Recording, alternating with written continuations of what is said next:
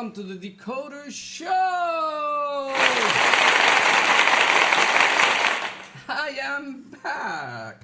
So probably a lot of people are asking yourself, who the hell is this guy?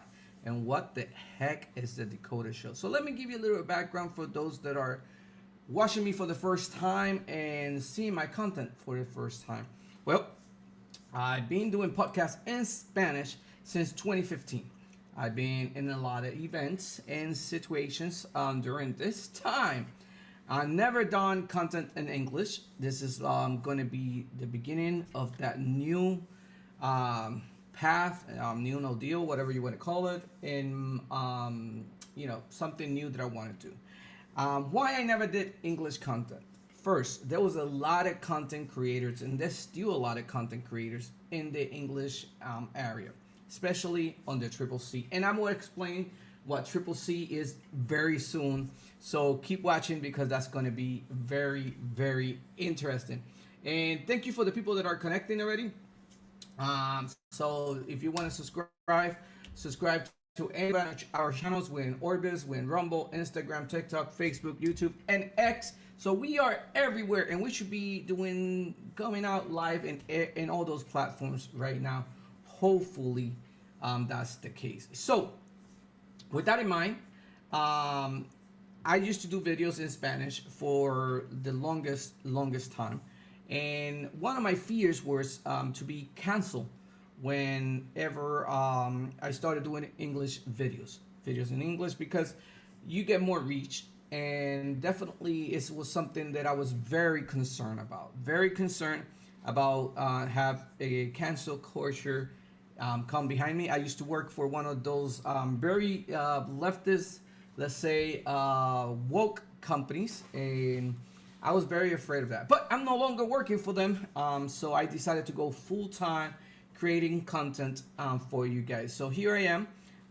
For those that don't know me, my name is Alberto Esperon. I am based in Florida, and I've been creating content, like I said, since 2015, especially on the Hispanic community. I have been interviewed by people like Will Johnson. I've been in other channels talking. I have multiple projects that I've been working with. So what is Triple C and why I consider myself a Triple C? Well, I always explain that there is, people on the right, or, what they consider to be Republicans. Not everyone is a Triple C. And what is a Triple C? A Triple C is being a conservative, being a capitalist, and a constitutionalist. It's very, very important that we understand that distinction, because not everyone is Triple C. You got people on the right that are definitely constitutionalists, but they're not completely capitalist or conservatives. And it's very important to understand that distinction. That's why I call myself a Triple C, because I actually believe and model my life based on those three letters that are conservative, capitalist, and a constitutionalist. And that is very important. So that's the type of content I'm going to bring. I try to decode things that are happening online. I've been doing that for quite some time. Like I mentioned previously, I've been doing that since 2015, usually in Spanish and not in English. So here it is, a Puerto Rican from Hispanic descent, trying to create content for you guys, and I hope that you guys like it. So that gives you a little bit of who I am, and you're probably going to start researching who I am. And as we go with this new path that I'm taking, I will be probably giving you more and more, and you probably learn a little bit more and more about me as we go. Okay? So the first conversation I want to have with you today, the first team I want to start decoding. I know a lot of people have been talking about Charlie Kirk, his work. What Turning Point USA have been doing is incredible. The kind of work that they doing, the kind of work that can you guys see me? Becca, move forward. Ve a Decoder Show en Facebook y ve si estoy live en todas esas plataformas, because I'm not seeing any comments. I'm not seeing anything coming in. So anyway, and I don't know if you follow me, but follow me. It should be the same. Estoy en vivo. Oh, okay. And so my wife is just checking. My official producer is checking if I'm live in those platforms. I hope. Well, you know what? I could check something here. It says connect streaming software, so I'm not in Rumble. In Rumble, I'm not coming out. I'm not coming out in Rumble. And that's where? In YouTube? Facebook I'm on? Okay. So this is my first time. So, you know, I see 2 likes. Hey, saludos Joel, ¿cómo estás? Bueno, dice que me estoy viendo en Rumble. That's a Rumble comment. Yeah. Yeah. Okay, so I'm in Rumble. Hey, thank you, Joel. I appreciate that.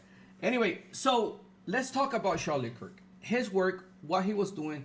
But one of the areas that I think we, as true conservatives, true Christians, and people that follow not only his belief, but a lot of the people that are trying to fight against all this woke ideology here in the United States, is that one of the points that Charlie Kirk worked with, and that I don't think we emphasize in a lot, is the professors. And why is this important? Because we could help some of the generation today. And Charlie was impacting that generation. Let's be clear about that. The generation that is going right now, you see the poll numbers, the young people that voted for Trump and all that, is incredible, right? Definitely something that we should be very proud of, the work that Charlie Kirk was doing and the TPUSA was doing, and a lot of the influencers that are in the young side of things, right? Definitely great work. But I think we are missing a very important point here. And we are missing a very important task that we should be working with, changing, or doing something about it. And that is the professors, the people that are teaching our kids. In 2015, when I started this political ordeal and I started this, getting involved in the, political arena, doing shows, doing conferences, etc. My first conference in Spanish was something pertaining to this conversation exactly. It was about the fact that we are not really looking into the impact that these professors are generating in our young people's life. At that time, I remember that I mentioned the fact that 8 out of every 10 professors are communists or socialists, teaching our kids those ideologies and teaching our kids the bad way of thinking and the positive side of socialism and communism. As a matter of fact, one of the most used books in that time in our colleges was the Communist Manifesto. Sorry. You guys are going to see that sometimes my Spanish is not the best, my English is not the best and all that, because I'm still thinking sometimes in Spanish. So, but I will work on that. We will work on that. So we will get there. Do you check YouTube by any chance? So, pon la verdad en YouTube también, a ver si aparece. Because that should be my old channel. But it says that I am live. It says that I'm live in X also. So maybe it's because it's too early in the morning. A lot of people at work, because I'm not seeing all the connections.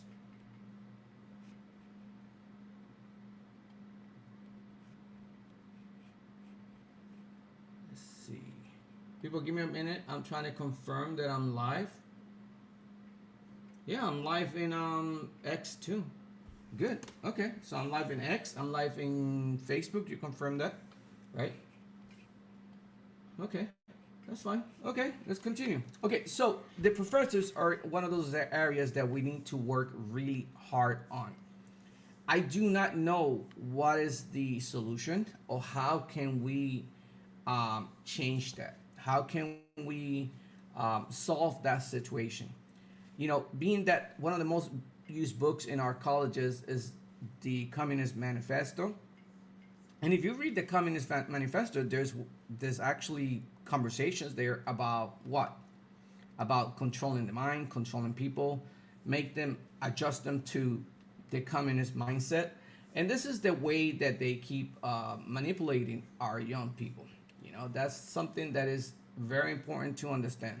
So with that in mind, what I want to do is ask you to please share the video, all the things that we have to do, so we could, continue to grow and people get to our content. That will be greatly appreciated. Now, how can we solve that situation?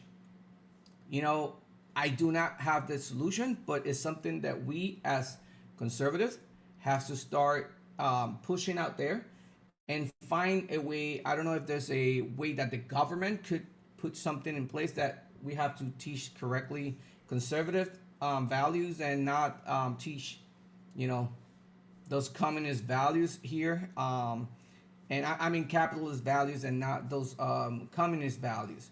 And prevent that from happening and getting to our students, to our young people. I do not know if that's the solution, but I think that is something that should be worked out, should be looked in, and something that is important. Because remember, we are fighting evil here. We're not fighting anything else. And someone said that very clearly in the event that they did for Charlie Kirk.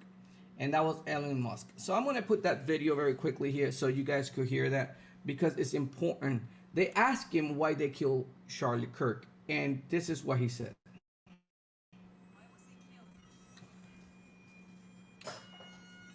He was killed because his words made a difference. Because he was showing people the light. And he was killed by the dark. What was that? ¿Ah? Yes. No está live. Let me check it. Sí, no te preocupes, because it's the first time we're going live, so we have to troubleshoot all this thing. And then I think I put Decoder Show or the Decoder Show? Decoder Show.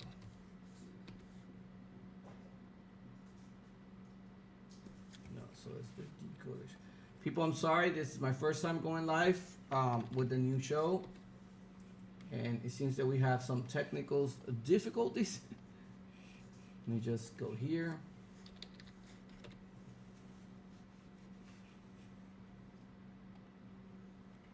Okay, so view channel. I'm live. I'm live in yes, I'm live. And YouTube too. Good. Hi to everyone in YouTube too. Thank you for being here. Thank you for dedicating some of the time to us. Oh, no video sound. The sound video is not coming out. Okay, that's not good.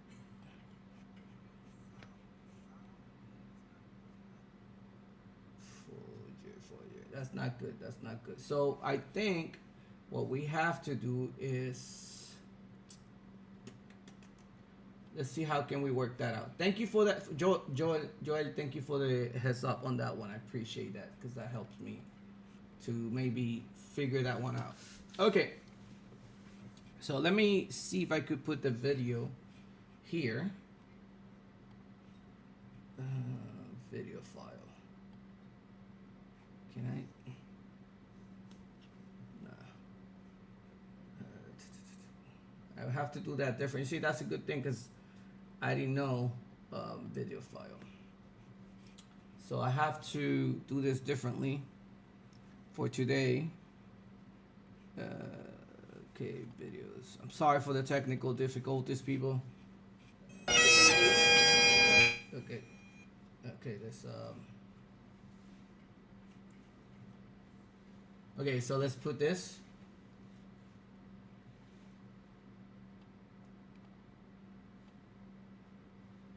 He was killed because his words made a difference. Because he was showing people the light, and he was killed by the dark. Thank you, sir. Ustedes escucharon eso. He was killed Why was he because his words were making a difference. killed? He was killed because his words made a difference. Because he was showing people the light, and he was killed by the dark. He was killed by the dark. His words were making a difference. That is important because not only his words were making a difference with the young people, we do have to now make a difference with what? We got to make a difference with our job to remove these professors out of the system.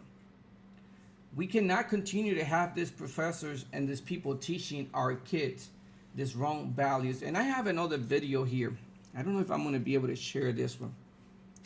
It was Charlie Kirk having a fight with a professor specifically. And I don't know if that's the thing. I'm from studio. Let's see. Can we share? Let's see. Probably gonna be a little bit better prepared next time, but okay, I have the video. Okay, let me just okay, copy. Let's see if we could share the screen. Share screen. Window. This one share. Let's see if that works. Okay, let's see if the audio works. Can you guys confirm if the audio works when I go to it, please, Joel, please. Okay, so to make the point here, he's having one of these debates that he used to have in some of these colleges with professors. He takes 3 professors and a teacher at this debate, and I'm just trying to prove a point because one of the this professor, you know, try to make the argument that, you know, Charlie Kirk and the right, we are spreading bad information all the time, etc.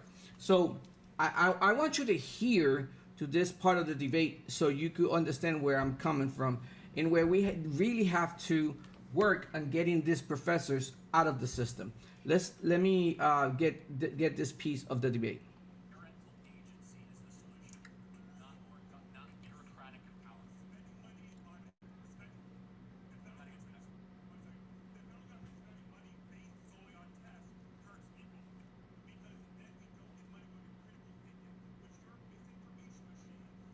You see, now he called Charlie Kirk as the misinformation machine, right? He's calling Charlie Kirk and the right a misinformation machine. And this is where I wanted to get with this because I want you to hear exactly how Charlie Kirk take this professor and like he cannot even talk. He shuts him down. Listen to this.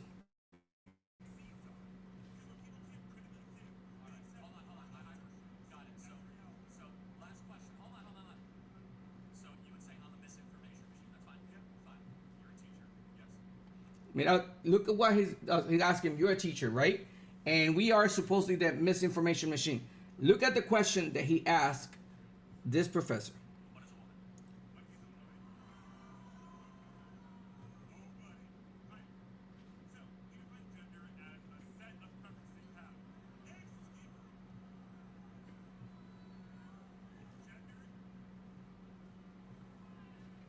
And the point is, you see how he's laughing. Because as a professor in a college, he knows that he's full of shit. He knows he's just spreading this information himself.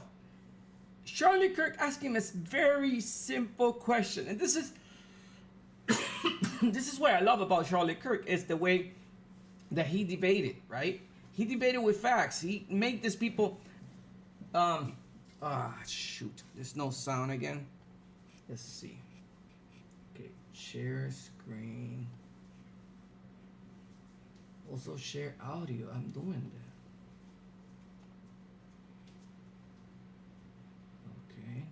doing this?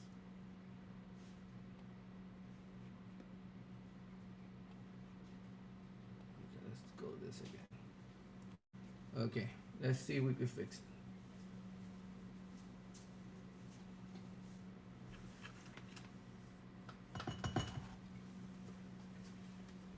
Okay, let's see if we can fix it this way. Let me go back so you get the context. I explained this, right? Let's get the context. From DC does not solve the problem. Empower. So basically here, Charlie Kirk is explaining that the way to empower the school system is to give more power to the parents, and this is where this argument stands from. Okay, so. Okay. So let's go. Empowering parents does. So actually- parental agency is the solution, not not bureaucratic empowerment. Spending money on spending. The federal Gotta get government, to the next one. 1 second. The federal government spending money based solely on tests hurts people, because then we don't get the money going to critical thinking, which your misinformation machine succeeds on. So it's the fault of the right and people like Charlie Kirk that doesn't allow critical thinking. Check this points, because this is extremely important. That do not allow critical thinking to flourish in the students. So because we are expending too much money on tests instead of helping students get critical thinking in our system, in our education system. That's this professor's point. So that right there opened a huge door for Charlie Kirk to smash this professor. Let's listen to this. When people can't critically think, All they right, accept hold on. your I assertions got it. So, as reality. So last question. Hold on.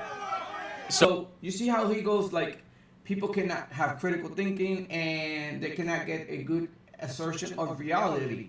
And this is reality. You see the word reality he put out there. But then Charlie Kirk was prepared for this. Let's listen to this part. It's fantastic. Oh, you would say I'm a misinformation machine. That's fine. Yeah. Fine. You're a teacher. Yes. What is a woman? What is a woman? Oh, buddy. All right. So we define gender as a set of preferences that you have. We define gender as a set of preferences that you have. He asked us a very simple question. What is a woman? And this is the kind of professors that are woke professors in our system. Gender. Okay, at this point, again, I'm going to repeat this because this is extremely important. You see how this professor at this point is laughing, right? He knows. These people are not stupid. These people are sort of smart. They're doing this with every intention possible because they know exactly what they're doing. They are pushing bad ideas into their students. Ideas that he knows. He's laughing because he knows that there's no other genders. There's only two freaking genders. Whatever you feel doesn't mean that you could be that. Period. That's scientific, proven. That's the way life goes. So it's that simple. And you see him laughing very clearly here because he understands that Charlie Kirk hold him by his cojones and he cannot get out of this one. Gender is a set of preferences we have. Woman is the social construct that we've agreed upon. Typically, we imagine womanhood as makeup or whatever. There is a difference between the word woman and being a biological female. Woman is a social construct that we use. Listen for a second. I'm telling you what it means. Woman is a social construct. We agree on these set of preferences. If I tell you that I'm a man, it's because I want you to know that I like these set of preferences. If I tell you I'm a woman, it's because I want you to know that I agree with these set of preferences. Can men give birth? Can men or can males? Because males can't.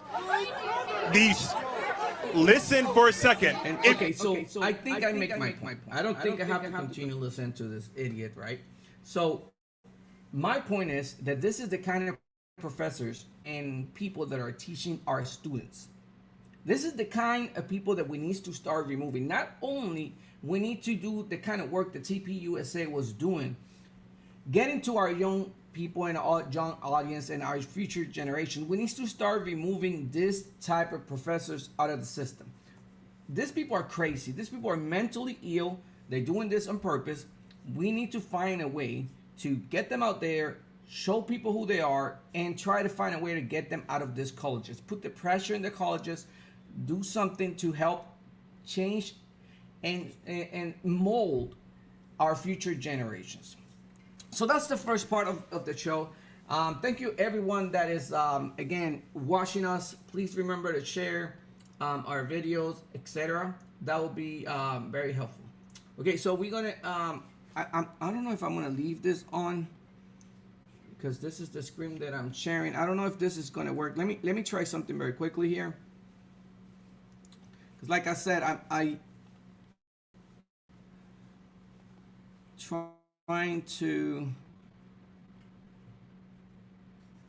was trying to do this different way, but it's it's not letting me. So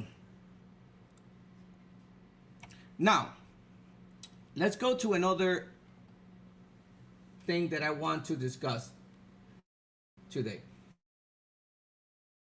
As a constitutionalist, we have to understand something important.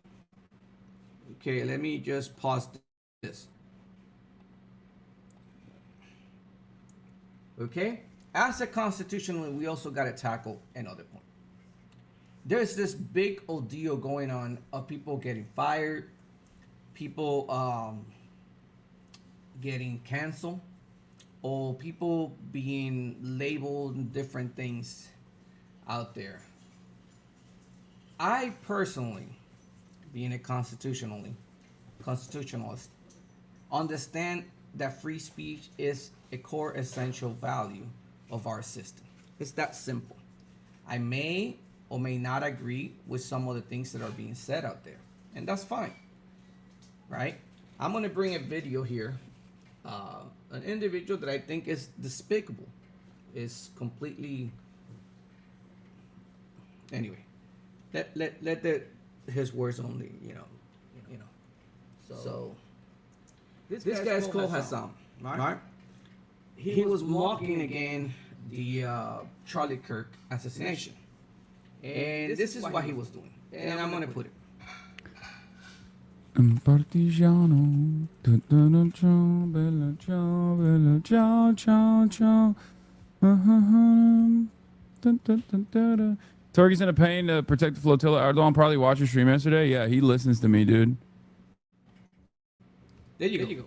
So, what you may think about this, right? You may think, oh, wait, this person is despicable. He's making fun. He's singing the Bella Ciao song, etc. Yes, he's despicable. Well, he has the right to do it. Will I be watching his content? No.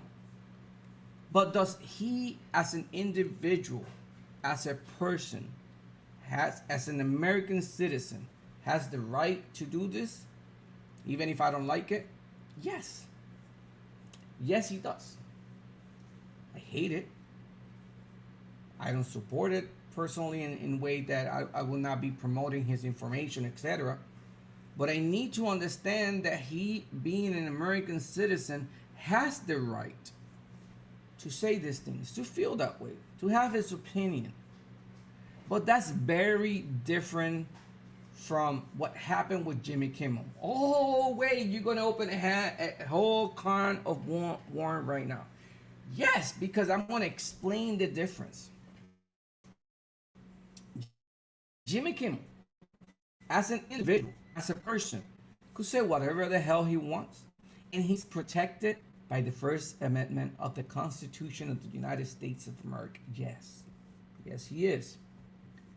But when you are representing a company that you're not representing yourself, then that company could make the decisions for you. It's the same reason why at the beginning of my show, I was saying that I was afraid to do a content in English, because I, as an employee of XYX company, could, for some reason, excuse me, be canceled. And that company could say, I don't like what you're saying because in a way you represent me as employee of my company.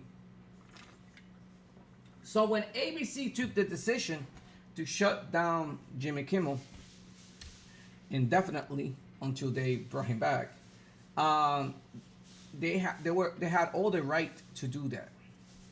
I don't disagree with that decision, and I think it was the right decision because Jimmy Kimmel was lying about certain situations that respectfully were incorrect, but that was representing ABC. If Jimmy Kimmel was doing something like what Hassan is doing in his personal life and all that, he had all the right to do it. You may not like it, but it's how our Constitution is written. That's our right. It's that simple. It's written that way, period.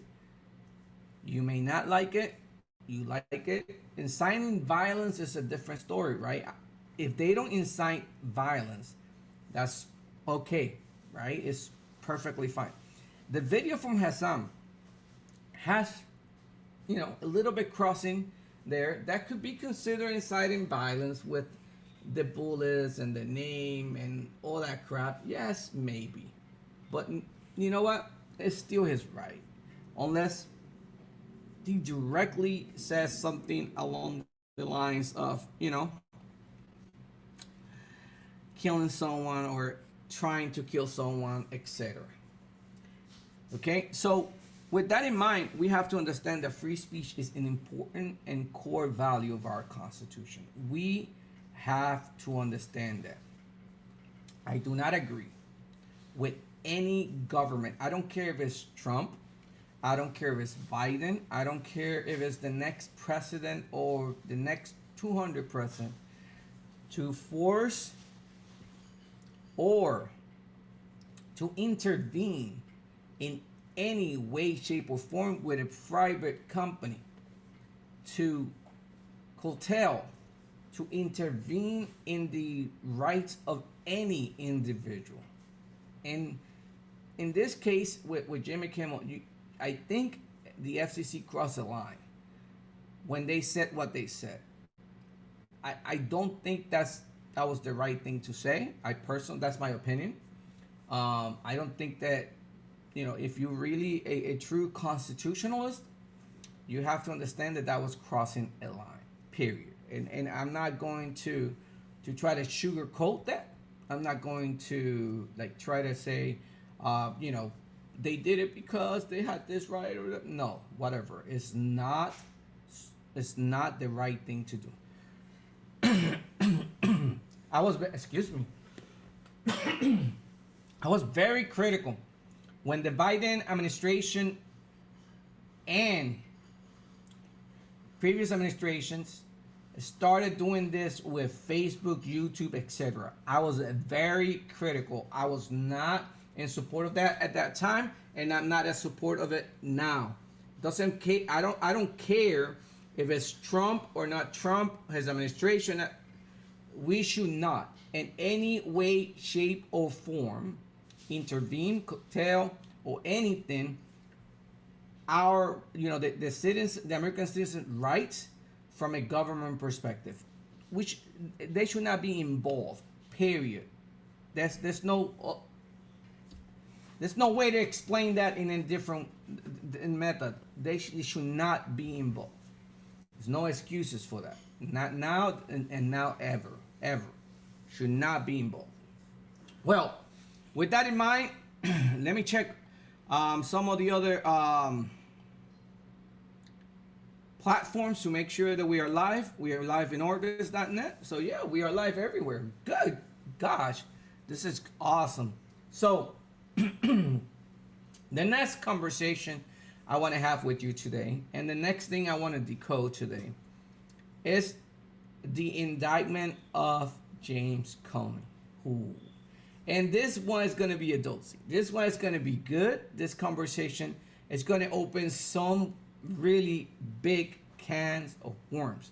Because I want to first of all bring some videos, right? And those videos, it's important, right? Because we got to bring videos to support what I'm saying. We need to bring articles. We need to provide the receipts, because I bring receipts. That's important, right? I always bring the receipts. That's extremely important. So before I go to anything, I want to bring some videos, right, from CNN and talk about some of this sources that they're some of this media, mainstream media positions, in where they are trying to say that this is like a vengeance from Trump, and and all that stuff. So let's start listening to these videos, because it's important, right? So okay, so this is going to be a key one, because this person is trying to say that there's a difference on the abuse of power. So let me just explain to you the difference in the abuse and the difference in departments of justice. I mean, we can go all the way back to Republicans having a fit when JFK tried to nominate RFK, his brother, to be Attorney General, but I can actually go back to Joe Biden. Joe Biden indicted his own son. Did he deserve to be indicted? Yes. But he indicted his own son. You're saying that you're saying the White House wasn't directing. You're saying the White House was directing indictments. But you're saying they were directing indictments. That's a revelation. Let's have one person speak at a time. What were you just saying?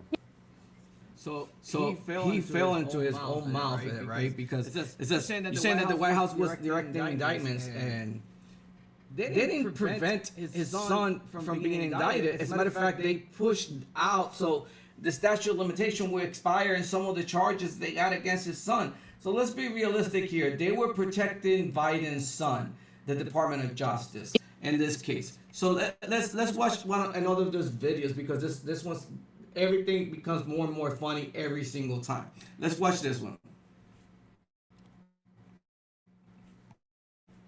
Can anyone point to one single example of President Joe Biden, privately or publicly, in any... This one is going to be a good one. And I'm going to prove that there is a specific example of Biden intervening. As a matter of fact, it goes back to even the Obama administration. But I always bring the receipts. Let's go one step at a time. Documented evidence of our reality, directing his Attorney General Merrick Garland to prosecute his political opponents, let alone protect his own son, who got indicted under his watch. When did what? Show me. He pardoned him. Show me the answer to when did he direct Merrick Garland to prosecute Donald Trump? I want to hear an answer to that. He publicly, in a Politico story, was reported to have been fuming to anyone who would listen that Merrick Garland was not moving fast enough. Did he tell Merrick Garland? He publicly was fuming privately? Is that what you said right there? He's asked for evidence of it. He was in a Politico story. There was reporting on it. Did he tell Merrick Garland, I don't know what he did, prosecute these specific people? And by the way, I don't know a living Democrat who thinks Merrick Garland... Actually, I think this is super important. So are you suggesting that because Joe Biden was angry about something but didn't express it to Merrick Garland, that constitutes... You don't know whether he did or he didn't, but I know it was put in a story. But do you know? This is what you guys just said. He says things out loud. Scott, Joe Biden said things out loud, or had it reported in a Politico so people would hear. Protecting Biden justice system, that they would not push into investigations publicly or privately, etc. Very soon I'm going to bring the receipts. It's going to be good. Let me bring another video, because this is another goosey one. I'm stunned to hear you say we're now worried about normalizing this kind of thing. We had an attorney. You are about to do right now. Let's hear it. I'm about to tell you what happened in the state of New York when the Democratic Attorney General ran an entire political campaign promising not to uphold justice, but to prosecute one person, Donald Trump. And I didn't hear a lot of weeping and gnashing of teeth among Democrats about normalizing the weaponization of justice. That chart you put up there, my question is, do they deserve it? If they didn't do anything wrong, I'm not certain anything bad is going to happen to them. Bolton, that started under Joe Biden. James, I mean, these people that you put on the screen, they may have something that needs to be looked at. But don't you have trust in the processes, grand juries, This is how the system works, and I don't have any. And Jim Comey, he's going to go to trial. I think it's the abuse. He's going to get a day in court in front of a jury of his peers. It's the abuse of the system, and what we're talking about is the abuse of the system. What abuse? Making people is the abuse of the system. What we're talking about is the abuse of the system. What abuse? It's the abuse of the system, and what we're talking about is the abuse of the system. In front of a jury of his peers. Okay, I want to put a pause here because it's very important, this image right here. I need you to understand what is behind this image right now. Most of these people you're going to see, except for Letitia James, that have something in common to what I'm going to describe here very soon. And this is what is going to open a big can of worms. Because a lot of people are talking about vengeance. This is not about vengeance. This is about cleanup. And I'm going to explain step by step why this is a cleanup situation. I don't know if I'm going to have enough time in this hour to explain this, but it's important that you listen to everything that I'm going to say because everything has some backstories that a lot of people are not discussing because we are forgetting about things here. Well, let me finish this video, and I want to take this, I'm going to come back to this image, and I'm going to leave it here while I'm talking because it's very important to understand. So let's finish the video. The system, and what we're talking about is the abuse of the system. What abuse beyond the idea of prosecuting people when Democrats were going after Trump? Were you worried about abuse? Because I firmly believe that Donald Trump broke the law and he was indicted. Do you think the 34 charges that are cited all the time were good charges? But let me just say this. I mean, you just sat here and talked about the process. You gave me a lecture about the grand jury system. Well, Donald Trump actually went to trial and got convicted. Correct. That is the process he went through. And let me. Right. Okay. So they're saying Donald Trump got convicted with laws that didn't exist. They put them in the book in an area where they wanted to convince. They already convinced the actual juror pool that he was. Thank you. I'm here. So they already convinced the jury pool that he was guilty. It's very simple to convince someone that way. When you already have the media, all the media telling people that Trump is bad, Trump is the Nazi, Trump is fascist, and all this stuff, right? So I got to come back to this. Okay, because it's important to see the backstory. This is not vengeance from Trump or anyone in his administration. This is a cleanup of the system. So for us to understand this, we have to understand the backstory behind all this. James Comey, Robert Mueller. When Robert Mueller was the director of the FBI, a judge, and why I'm going so back is because you need to understand the story behind all this, because a lot of people are not talking about the story behind it. Why we have to clean up the system. Robert Mueller, the same Robert Mueller that was assigned to investigate as a special counselor for the Trump-Russia collusion, was the director of the FBI. A court ordered his agency at that time to fix a big issue. What was that big issue that they needed to fix under Robert Mueller administration of the FBI? It was that Robert Mueller abused the FBI by investigating American citizens. They created something called the FISA court. Ooh, that word is very interesting, that word, the FISA court. Why was the FISA court was created? The FISA process was created. The Foreign Information Surveillance Act was created. It was to prevent the FBI from abusing a system to investigate American citizens under conditions that were questionable. A judge had to order that. At that time, the name came out that process because he just created. Now that things are interesting. So what happened at process rate, and why we got to go back to the history, because that is a process. It's the process that was used to investigate illegally Trump allies, starting from Michael Flynn down.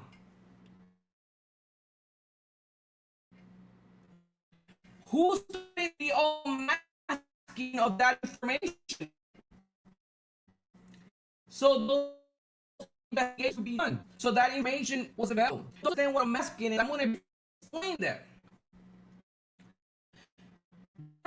The surveillance of foreign intelligence people or people that are actually not with the United States. With this is like, let's say a friend in Russia. If that person is questionable, in other words, they investigating or something, my conversation with that Russian person is transcribed. But my name as an American citizen cannot be transcribed. It will be U.S. citizen 1, for example, or U.S. citizen X. They cannot put my name on that report unless they get a special authorization to unmask. In other words, relate that name of that U.S. citizen to a real person. And that has to be done in specific conditions if they think that me as an American citizen is doing something illegally that could impact the United States, the law. They cannot just go and say, I'm going to start unmasking the new Trump employee because I want to find something. That's where everything started with Michael Flynn and the meeting that was held on January 5th, 2017 in the White House. Susan Rice was in that meeting. She documented the whole email. Who else was in that meeting? Who else was there? Obama. Obama was there. Yes, Obama. Susan Rice, Obama. What was the name? Oh, wait. Biden was there. When Biden has authorized publicly or masking or authorizing the DOJ or any of those people to do anything, they started in January 5th, 2017. When they had a meeting authorizing unmasking with no legal basis of Trump's allies. Because they wanted to find something. They were trying to find something. That's why they arrested Michael Flynn. That later, it was completely thrown out of the case. Yeah, that's the history. History that no one wants to discuss. History that no one wants to talk about. Where everything started. That's when everything started. So this is not a vengeance. This is a cleanup. A cleanup that we need to do of our system. Because we still don't know who was involved, who authorized, and all this. As a matter of fact, recently, Tulsi Gabbard released some information pertaining to this too. Because not only they unmask names of American citizens without a legal basis, when they came back and said, we cannot find anything, Obama ordered his Justice Department to try to find something. I don't say that. Let's listen to what Tulsi Gabbard found herself. Here it goes. Fox News alert: the director of national intelligence, Tulsi Gabbard, releasing a bombshell report today that shows a conspiracy by a sitting president, Barack Obama, and his intel agencies to sabotage the president-elect. Hold on. Who started this again? Was this Trump vengeance or what? No, it's a cleanup. It's a cleanup of the bullshit that was being done previously. Let's continue. Listen to this very clearly. Agencies to sabotage the president-elect, Donald Trump, brainwash the electorate, and undermine the legitimacy of an election. There is irrefutable evidence that detail how President Obama and his national security team directed the creation of an intelligence community assessment that they knew was false. What? Hold on. Wait a minute.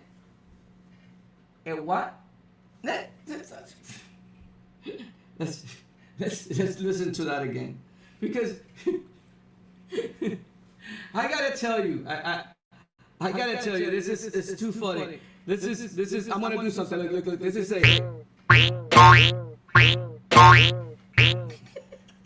Listen. But let's listen to this.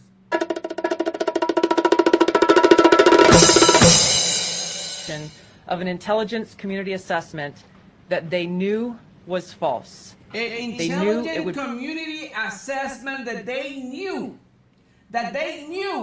it was false. I'm not saying that. I'm not creating this out of the thin air. So under the Obama administration, when all this started, using our legal system, using our agencies, FBI, CIA, to find something, to create an assessment, to try to undermine the sitting president of the United States of America, elected by the people. So this is not vengeance, CNN. This is a cleanup.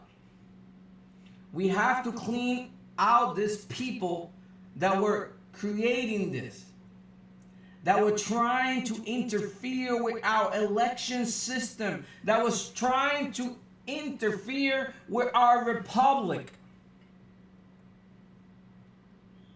Yes, there will be more. But there is a reason. This is not vengeance. This is a cleanup. Promote this contrived narrative that Russia interfered in the 2016 election to help President Trump win, selling it to the American people as though it were true. Hey, so what they did is they created this narrative that Trump and Russia were in conjunction to try to steal the American election, undermining the election process and the decision of the American electorate. Undermining it. Who did that? Who started this bullshit? It was not Trump. It wasn't. Gabbard got her hands on a House intel report that's been locked away in a CIA vault for almost a decade. Investigators spent over 2,000. So she has a report that was locked up. In other words, it was hidden for almost 10 years. So people don't know the truth about what they were doing.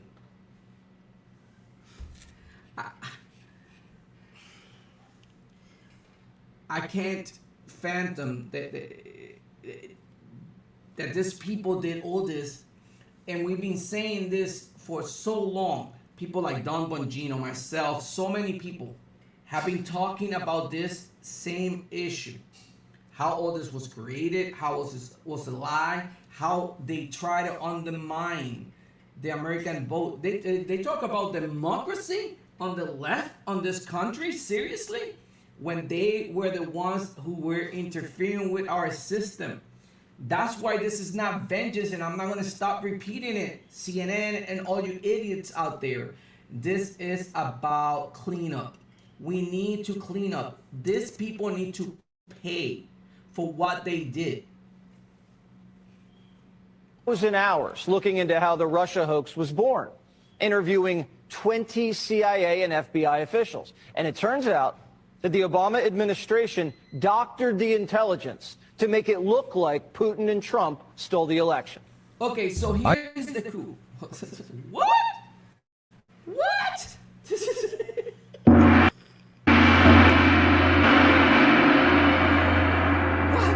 So let's see. They had information that Russia was quote unquote interfering in our election. So what they did is they doctored. Listen to the word. In other words, they modified, they changed. Right? What? The document to make it seem like Trump was in cahoots with Russia when Trump was not. This is something that is unbelievable. Let's listen to this part again. That the Obama administration doctored the intelligence to make it look like Putin and Trump stole the election. A month after Trump beat Hillary, Barack Obama wasn't satisfied with his intelligence reporting and ordered his CIA director to create a new assessment of how Russia interfered with the election. This was a highly unusual move. John Brennan handpicked 5 CIA analysts to write the assessment, and they were siloed. None of them knew what the other was doing, and only one analyst was in charge of drafting this report. There was nothing routine about this, and it was a rush job to publish before Trump was sworn in. Nothing was coordinated with... My voice is echo? Oh, I see what's happening. Oh, gosh. Well, let's stop sharing this video. Let's get it out. I think the problem, Joel, thank you for letting us know what's going on with my voice. It should be fixed now. But anyway, with this clear evidence, we know that all this started under the Obama administration. Doctoring documents, illegal orders of FISA, and that's why I bring up the FISA thing at the beginning of this conversation, because they lie to the FISA courts. They didn't have the right information to include American citizens in that investigation. They lie in all this whole process. They lie to Congress. They lie to judges. And this is just the beginning of these people having to pay for what they did. It's that simple. You know, it's that simple. So what I got to say here to end this program is, there's a lot more information that I have about all this history.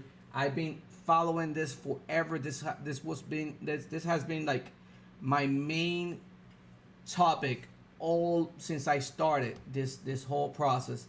So I'm gonna bring more information. I hope to be here by tomorrow again and follow through with my commitment to you guys from now on to start doing the content in English like I promised. So please subscribe to our channels, whatever your preference channels is. We got Instagram, we got TikTok, we got X, we got Facebook, we got YouTube, we got Orbis. And YouTube is the Decoder Show. So you go to youtube.com/@the Decoder Show and you will find us.